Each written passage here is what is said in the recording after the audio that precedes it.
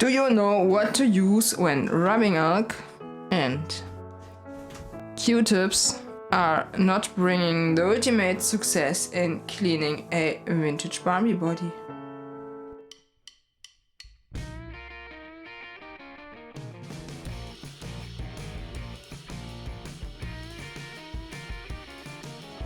I'm Busy Bee from Germany. I'm a long-time Barbie collector and a Barbie dog for almost 10 years. This channel is more than your one-stop Barbie repair workshop.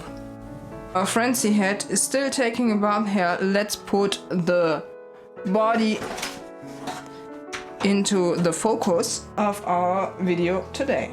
I did a video several years ago about how to clean mod dolls, but I never really thought about making a video for vintage Barbies until this body arrived here.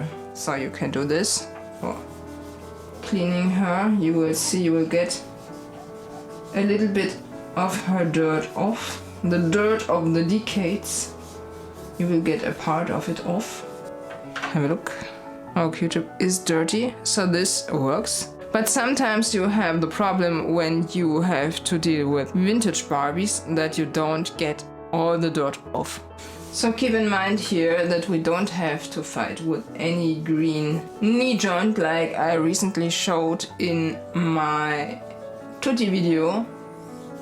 Vintage Barbie family members usually don't have any knee joints, that's why they are called vintage Barbie dolls. Or vintage Barbie doll family members. They simply don't have any knee joints here because it was in the pre-knee joint era, and that's why we don't have to deal with any green legs or arms here. Later dolls were made out of another material than the ones that came after 1967.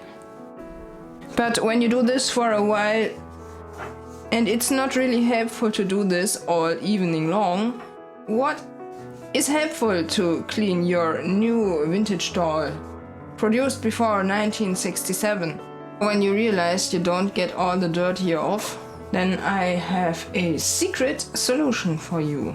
And you might ask yourself now, what is the secret solution? I don't know if you have considered a vintage Barbie closer, maybe with a magnifying glass, but you still can see that there is some kind of net structure in the dirt, and you often don't get this net structure away with simply using rubbing alk. So my secret weapon here is a sponge. These are the sponges you are looking for. Mine were bought at Aldi or LD, depending on where on earth you are living, but they are for sale every now and then, and it's a kind of prepared sponge that you don't get any problems after, like any stains that were caused by these sponges.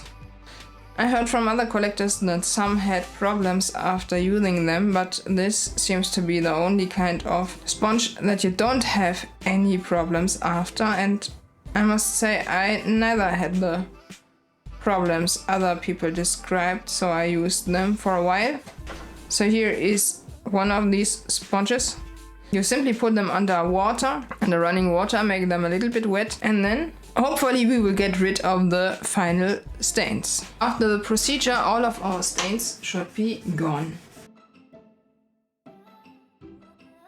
And this is a much faster technique than using Q-tips. You see, we have a lot of dirt in our sponge now.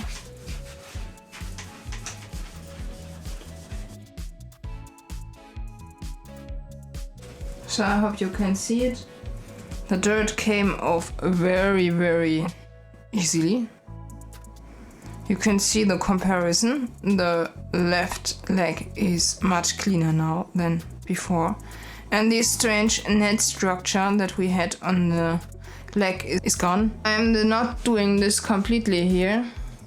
that I can give you a comparison after my cleaning here.